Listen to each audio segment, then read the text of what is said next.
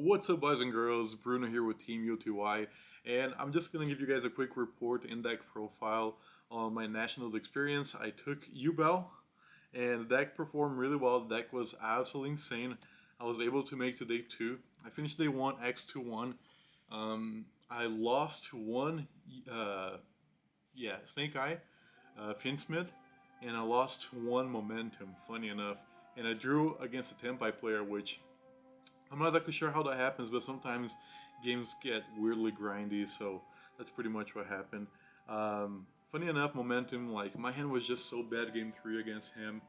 I saw no, like, engine pretty much, and then I top deck for turn, going second, Mo Charming Perilia, and I was just like, if I had this card in my opening, I would probably have drawn another like 4 cards, and I would be able to come back on the game. But unfortunately, I wasn't able to had enough engine, and I kind of lost the game. Day 2, I lost. I played against another 3 Snake Eyes. So overall, in the whole event, I played against 6 Snake Eyes. But day 2, I played game 1 against Snake Eye. I won that one. Game 2, I drew against a Snake Eye, which kind of put my hopes down because I knew I wouldn't be able to make top 64 anymore.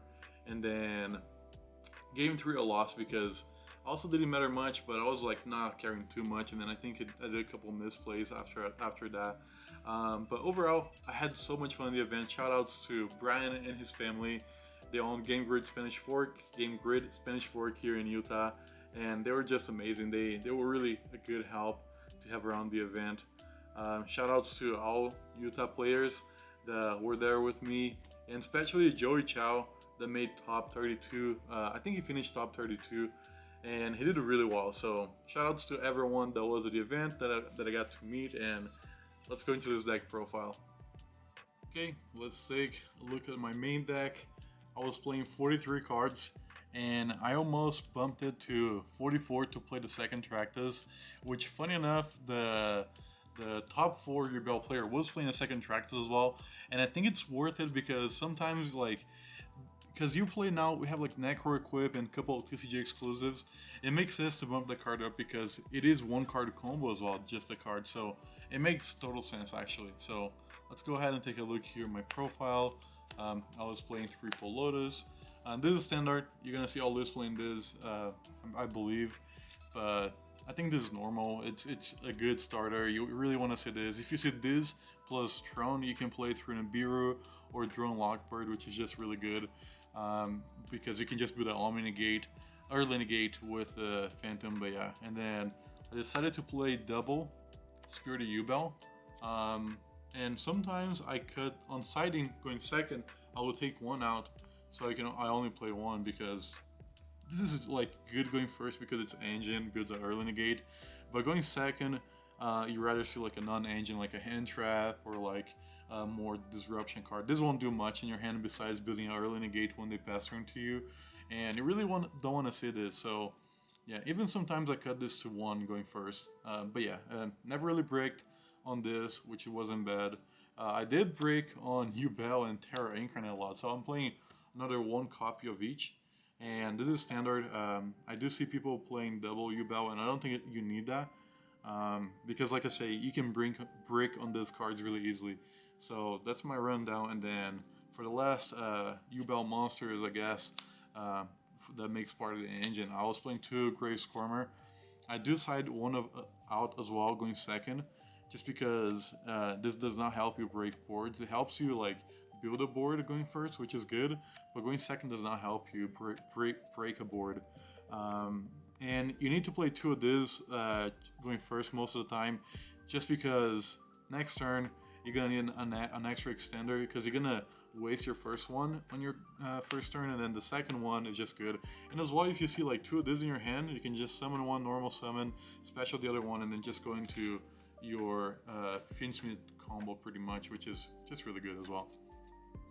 And then for the Yubel spells and traps, I was playing pretty much 4 Nightmare Thrones.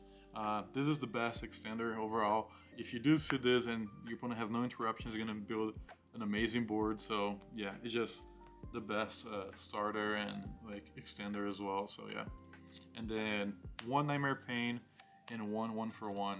1-for-1 summons Lurie as well, and summons Samsara. But overall, this you don't need to play more than one, just because you kind of want to search this instead of like hard drawing it. It sometimes can be nice to hard draw this if you like get super hand trap going first, but going second, you really don't want to see this in your hand specifically, you know. So that's why I was only playing one. And if this gets destroyed, you can recycle with opening Spirit Gates. So it's one of the reasons as well. And then, like I say, the Finsmith engine, I was playing one Tractus, one Lurie, and triple Engraver. This is standard, but I think you can bump this to a second copy and you won't have like any problems with that, you know, just because if you hard set this like in your opening, this is full combo, you know, like Tractus is full combo, so it's good. I would bump this to two, like taking him back, you know, so yeah. And then for the Dark Beckoning Beast engine in my deck, I played one Dark Beckoning, one Chaos Summoning, and triple opening of Spirit Gates. Okay, let's run back why I'm playing one-on-one and why I'm playing the brick as well. So opening Spirit Gates is the best. Is way you would rather opening Spirit Gates than opening your opening hand Dark Beckoning Beast. Why is that? It's because Draw is it's a card that it's actually in the format right now, I believe, and a lot of people are playing. So if you normal summon Dark Beckoning Beast and you add Open and Spirit Gates and they draw you here, you're not gonna be able to activate Open and Spirit Gates. That's a problem. But then if you start with Open and Spirit Gates, you can still normal summon Dark Beckoning Beast like after you get draw, and this is gonna be alive. So this is a Monster Reborn as well for you. And if they pop your Nightmare Pain, this is already up, so you can like recycle that. It's just very important to start with opening Spirit Gates instead of starting with Dark Beckoning Beast. So yeah. And then for Unchained cards in the main, I played one Chamber and one Shavara. I feel like this is the standard trap that they're playing right now.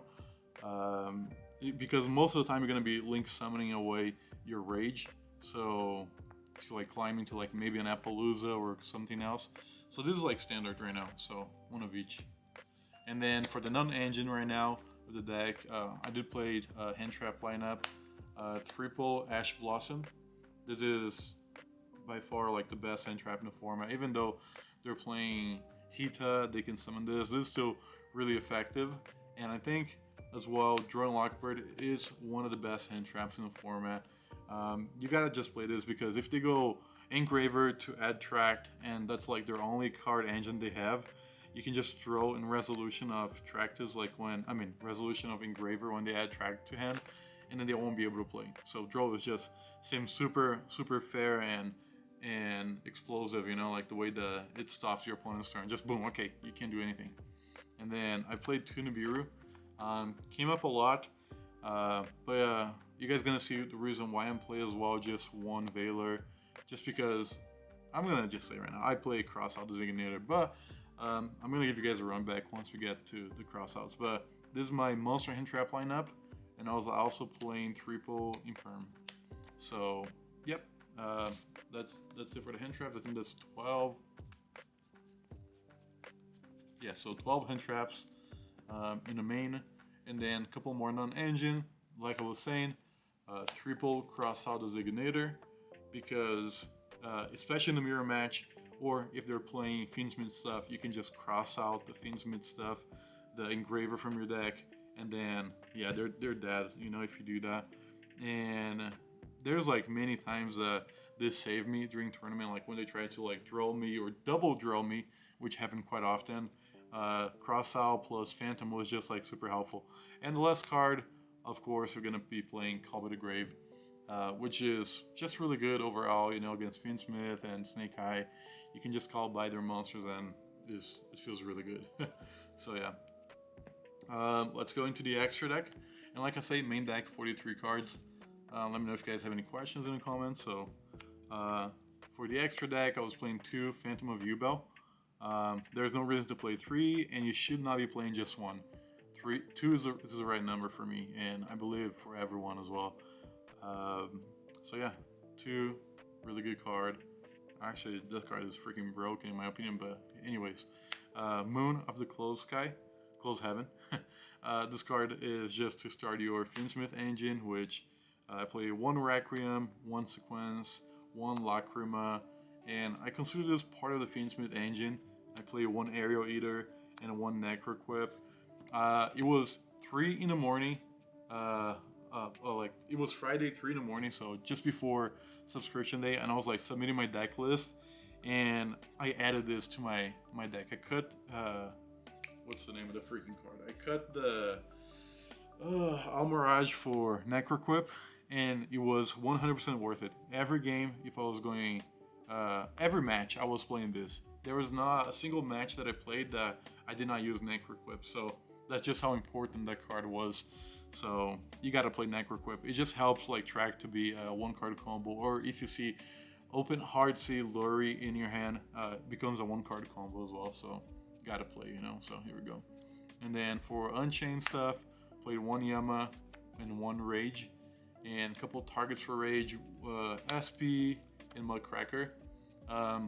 Overall, Mudcracker most of the time is going to be my end board. It's part of my combo just for protection overall as well. But I did use like 2 or 3 times with the Fiendsmith engine just to be able to revive Lotus from grave after dumping with Aerial Eater. So it comes up a lot, so you gotta play the Mudcracker. It's worth it, trust me. And then a couple more, good engines for the extra deck. I had Appaloosa, Wave King, and Varutras. I did not play the level 9, the Desiree, in the extra deck because I don't think it was worth it, and it wasn't coming up too as much as DDD. So I decided to put DDD instead, and 17 for Appaloosa like comes up way more often than Desiree for me. I did thought about playing the Rabbit, the Silhouette Rabbit, just because that thing is actually pretty interesting. Just being able, and it does the same thing as Desiree does, you know, and it's just way easier. So any 2 monsters can become like a Desiree in Disruption pretty much, so which is really good. But I'll talk about that later, honestly. So yeah, and then side deck right now, I played 3 Mulcharmies. This card was phenomenal throughout the whole event. Many times that I would see 2 of this, and it feels so good to see 2 of this card, honestly, because you go their standby phase, you activate Perilia, and then you let it resolve 1, and then you chain another one, or you activate 1 Perilia, your opponent ashes one of them, and then you just go, okay, resolve, then resolution, activate another Perilia, and then they're screwed. They gotta play, you know. So this card was just insane. The best match was 1 activate, just single 1, and I drew 7 cards out of 1, which was against Rika, Rikus, and Avalon, whatever that was. But yeah, this card drew me so many cards. This card was so worth it, so worth it. And then that was it for the monsters on the side deck. And then I played Triple Dark Lord No More. I did not see this card a single time during the whole event. Funny enough, not a single time that I seen this card. So it makes me believe that it was not necessary to break boards, and it was not the best board breaking card because I did not need it. So that's the thing. You can probably play another thing that's not Dark Lord No More, but I mean, I've seen people playing, and it makes sense because it just negates the whole board. Sometimes it's really good. So yeah. And then I played 1 Talents as well. Talents was really good overall. But I just played 1 inside because cross out designator. Going first, I add this in. If they hand trap me, they get screwed. If on their turn I use one of my monsters effect and they try to TTT take like one of my monsters or something or draw, I can just chain cross out and negate their tactics. A lot of people were playing tactics, so it makes sense. And then I played 3 Skill Drain. This card is really good against Snake Eye. It's really good against Tempai. It's really good against a lot of other cards, so it just makes sense to play. So, and we can play around this because the Yubel monsters, like Lotus, Sansari de Lotus, and Phantom of Yubel, they both tributed themselves to activate their effects. And if you have Squirmer in hand, you can actually activate Spirit, and then you can change Squirmer to pop Spirit out of the field so you can get the search. It's just a really good card overall. And then Triple Evenly Match. This card was seeing a lot of play. And sometimes I was just like bluffing that I had this in hand, just so my opponent would like use their Little Knight, their IP Masquerena to go into a Little Knight and, you know, move their board. But this was super good overall, you know, so yes. And then last 2 cards was 1 Anti-Spell. I don't think I see this the whole event, so I didn't even use this. I did side a couple times, but never seen that. And the one that I did see a lot was Rivalry Warlords. Funny enough, Rivalry was insane.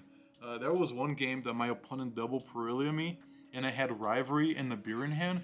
So I just set Rivalry, I passed turn to him, he wasted 2 cards, and then he started like comboing off on his Snake Eye Engine. I Nibiru'd him, and then I summoned a token to his board, and then I just flipped Rivalry, so he was like rock lock because of Nibiru. And then I put his token attack, he attacked over my Nibiru, and then when he passed turn to me, I just summoned 2 Yubels and attacked his token for game. So the battery died, but anyways, like I said, it was just really good to see this card, because if they go into the Fiendsmith engine, they get locked into Fiends, and like the most prevalent deck loses really hard to this card because they play Dragon, Pyrus, Spellcaster, Fiends. So Rivalry just seems like a really good card, and I think they hit this, so Snake Eye could be a good deck. But well, I had a blasted event, like I said. The deck performed super well, and I'm excited to make up more changes after this tournament, because there's a lot of stuff to improve still in the deck, and maybe the ban list will make this deck even stronger if they hit Snake Eye, because I think this deck and Snake Eye are pretty even. Snake Eye is a little bit more powerful, I gotta admit that, but overall we both make really unbreakable boards. That's what I feel like, and if the Snake Eyes gets hit, this is gonna be the tier 1 deck that everyone is gonna be playing. But thanks so much for watching, guys. I'll catch you all in the next video. Peace.